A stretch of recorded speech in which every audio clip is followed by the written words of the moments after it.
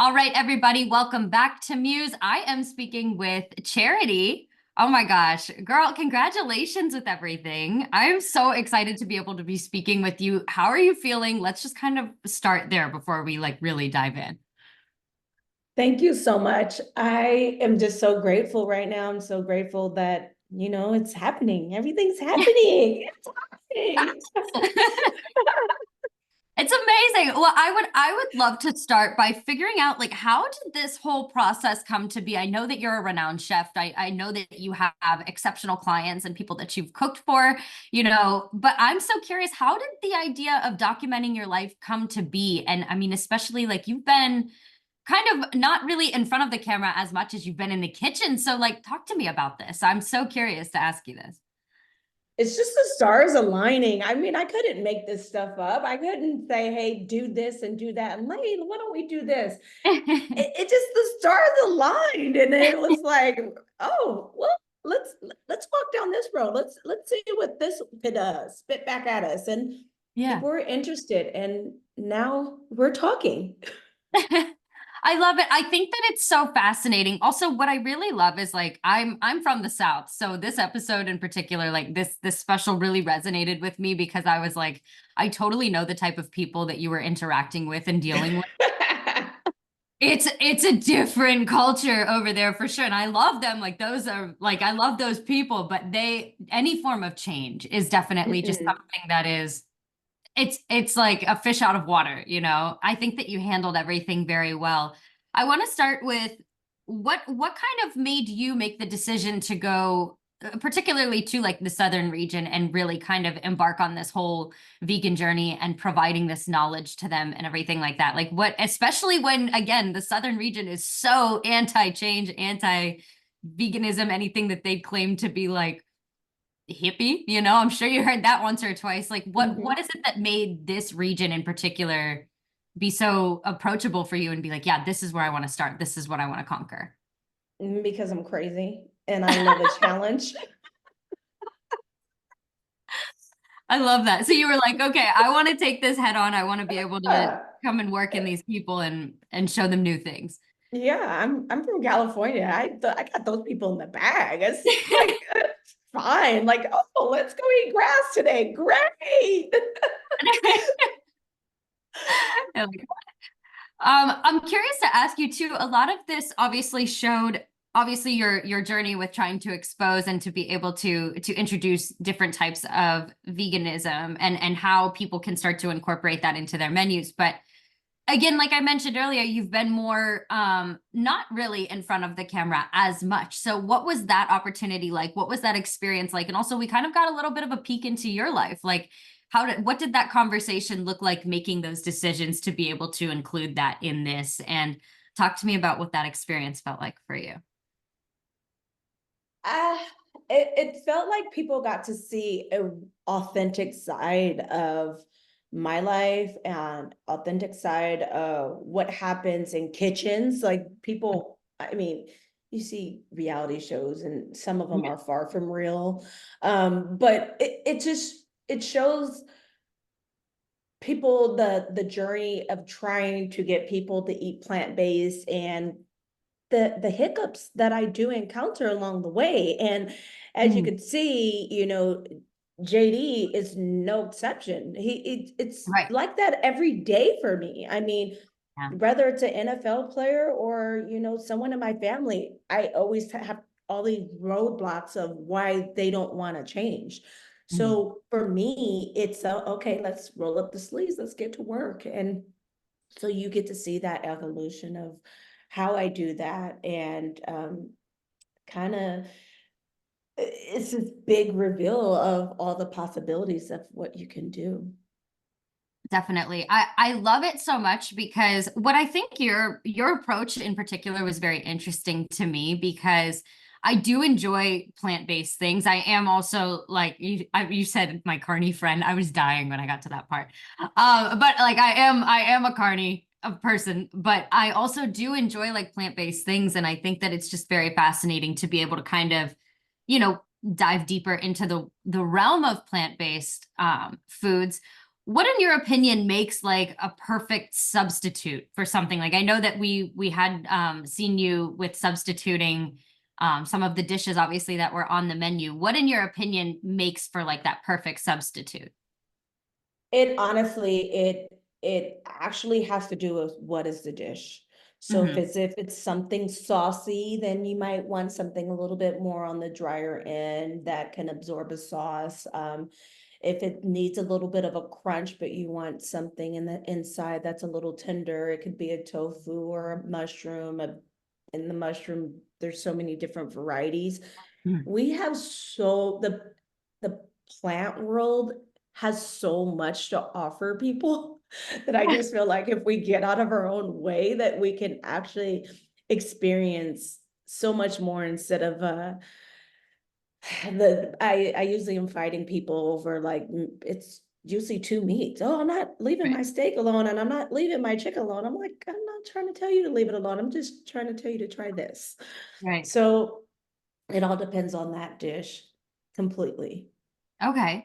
I'm curious to know, obviously we saw this pan out on screen, but I mean, obviously too, with something like this, we see a chunk versus, of course, like how long maybe something really went on. I really want to talk about just JD's reactions in general. He was iconic, in my opinion, because it was so fascinating to watch him literally evolve. And I think that you handled everything very well too, because you're very patient and you exercise a lot of patience and you're confident in the product that you're providing, and also you have an exceptional resume already. I mean, like, and that's a known fact. So what was it like getting his reactions to everything that you were creating and making adjustments to in real time? And again, I know he gave pushback overall, but were you expecting him to quite react to the caliber that he did, or what's your Mm-mm. point of view on all of this? I didn't think I was going to win him over at all, to be honest. I thought Yeah. there are often people in this world that you just can't change their mind, and I thought he was one of them. So Mhm. it kind of proved me wrong that I can never judge a book by what they're giving me initially. It just takes a little, okay, we have to go the scenic route with this Yeah. guy. I can't go straight there. We have to go and we have to baby step it. And so Right. it did teach me different approaches on how to deal with people like him. And he's no different from, clients that I've had. I mean, I've had clients roll up their arms and go, "You're not going to get me to even try tofu." I'm like, what? I know. Try? Try it. Like, serious? Okay. So I just, I think you said it. Just taking a breath and just Yeah. having patience and understanding that it's a lot of I'm not trying to undo anything. This man has his skill set, his life experiences, his background, his culture. I'm not trying to undo any of that. I was just like, hey, meet me halfway, just take a bite. Yeah. See if you like it, and then at that All point, then right. you can reconvene and go from there. Right. And take me to the moment he finally gives you the compliment. I was on the edge of my seat when it came to the jackfruit portion, because also I haven't had jackfruit in a minute, and then I did remember I was like, oh yeah, no, I hear that that's like a great supplement for I believe it was for pulled pork, right? Yeah. So what was the moment when he gave you that compliment and you finally like see him take the bite and actually like he's enjoying it and he's like, what was that like for you? I'm so curious. It was like me running on top of the highest mountain in the world and just screaming. It was beautiful. I was like, I got him. I got him from here. We can wrap this up, guys. Cut the film. Let's go. Martini shot. That's so funny. So, okay, so at that point, did you figure like, okay, moving forward, if I could get him, was it one of those situations? Was it like where if I can get him with this, then I know that I can take him the rest of the way and be able to sell him on other plant-based Absolutely. things? Oh, Absolutely. cool. Because that's his thing. His thing was smoking meats, and just having briskets and big old slabs of meat on his barbecue pit and smoking it. And so it opened up a possibility. And, and he even has told me, hey, this opened my eyes to so many different possibilities and what I could do with food. That's really great. Have you been able to stay in touch with him? I don't know what your filming timeline looked like for you guys, Uh, but have you stayed in touch with him like since wrapping, and like has there been any updates in terms of like the menu, or if he wants to try to incorporate more plant-based options, or like where does that conversation exist if so? yeah, we're talking. I actually Oh. I talked to him this morning on just socials. I just tagged him. So it's so much love and so much respect. And in the chef world, we Mhm. respect other chefs. We respect their journey. We respect their food. And it's kind of like this the secret ongoing thing of how much love and respect that we have for other chefs, and we have that for each other. I love that. Well, one thing that I noticed too is like despite obviously being in the thick of it, and it was I think it was like right after you guys had been acquainted with each other, and then I think you even said something to the effect of like, I know we're not going to get along at some point here.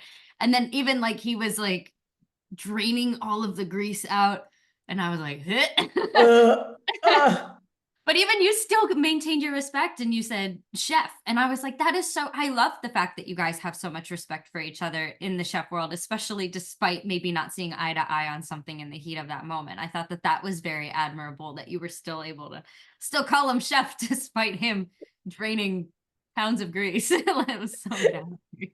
I didn't want him to kick me out of his kitchen. No, yeah, no, exactly. I'm curious to ask you, obviously, so if we fast forward a little bit, we have the crew overall being very happy with your 3 Rs. And then obviously comes the whole process of trying to win over the customers that are eventually and inevitably going to come in within the next day or so. What was running through your mind as after like, okay, I won the crew over, the kitchen crew, but what were you apprehensive with the customers? And I mean, like even they don't necessarily have a heads up like these guys do because they've spent time with you, they know what you're about, they see each other being impacted slowly, but then now you have a blind audience of customers, and they're Southern. So like what was Yeah. going through your mind then? Well, these are paying customers. This Yeah, isn't that free food. too. These are paying customers. So, I can cook all day for free for my family, but if they had to Yeah. pay for something, they're going to be like, let me get this or that. So you have to understand that, I always say people vote with their dollars. So if you're coming in and you're ordering this and I cannot make you happy, you won't return. Right. And this is all about, okay, how can I get them to get these things on their menu? And I had to come correct. I had to, the kitchen crew, great. We as foodies, we're gonna try anything and everything. But what is the average paying customer gonna think about this? That was the part. I was another layer of sweating bullets. There was JD, and then there's the customers. Right.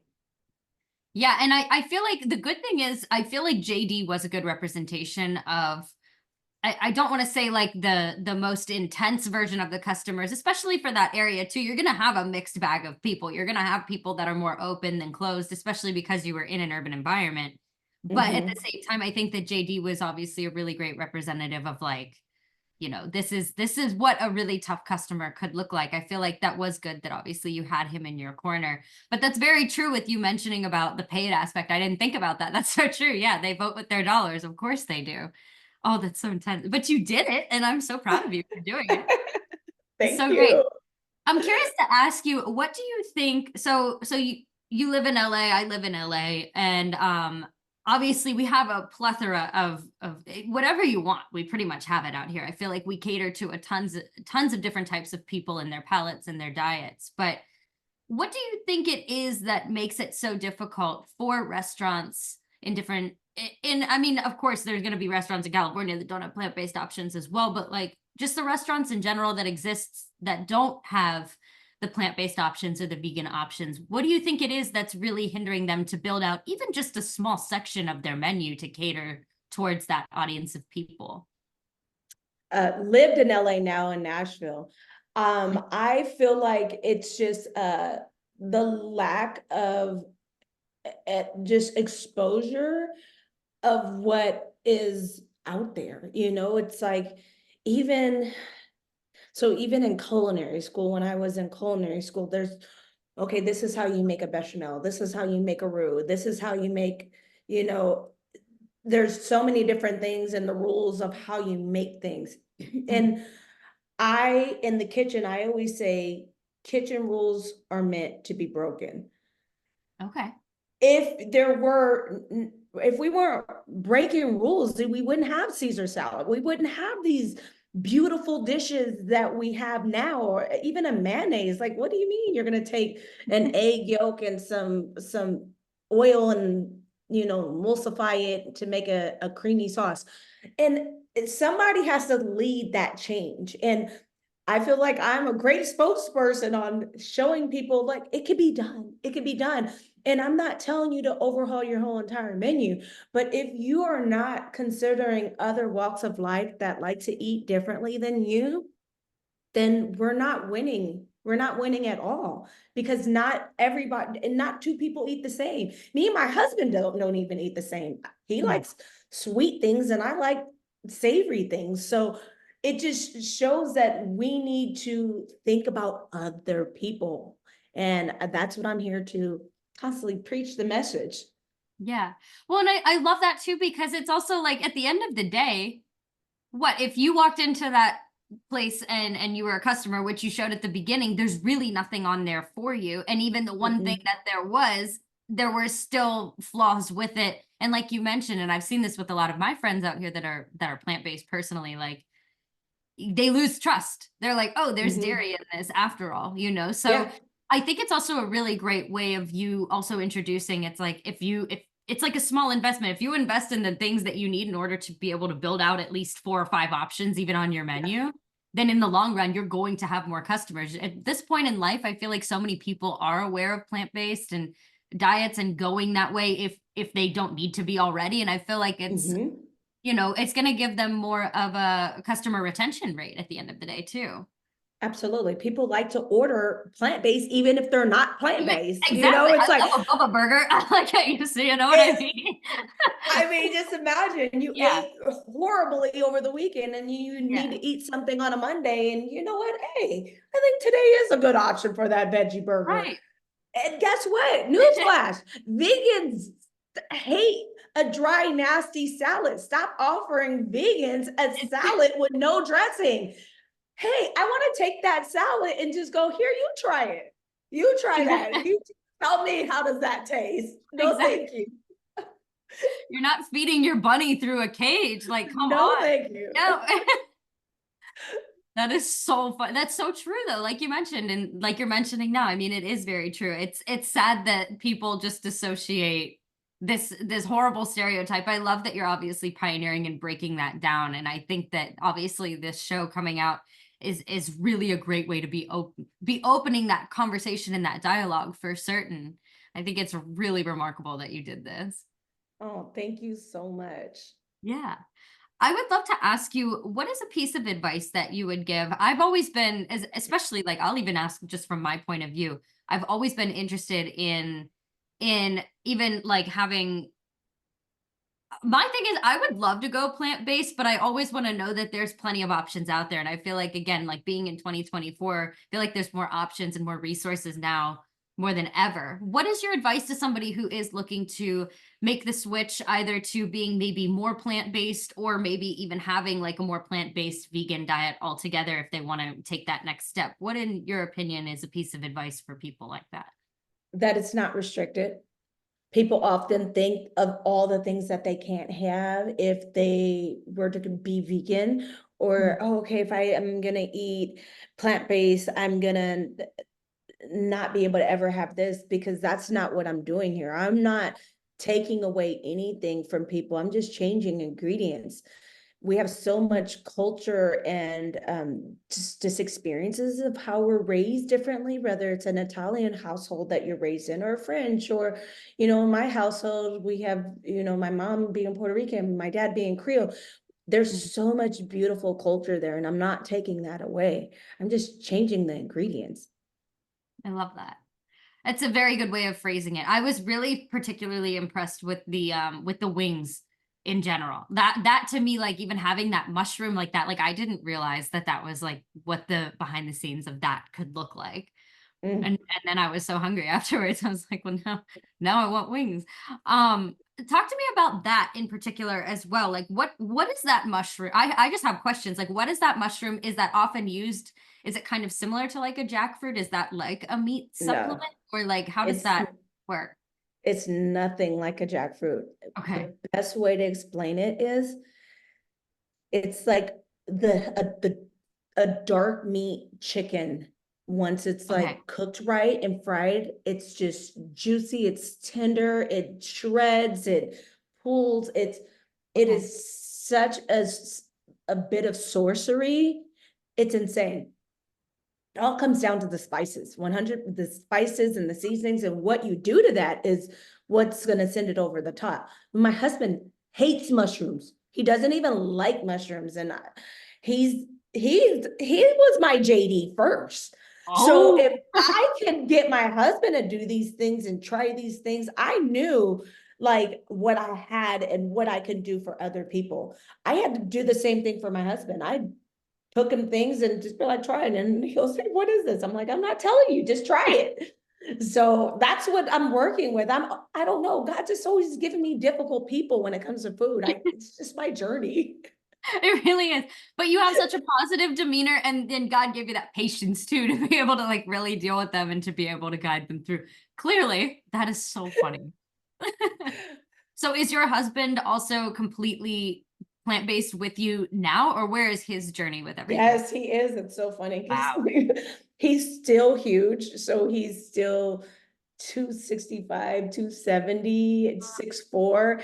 And so when people find out that he's vegan, they're like, so what do you do on your cheat day? And he's like, uh, eat a Beyond Burger. And they're like, no, seriously, like, how do you cheat? Like, what's your cheat? He's like, I don't cheat. No way you're vegan. He's like, yeah, I've been vegan 7 years. They do not believe him. People like literally want to feel his muscles. It's funny.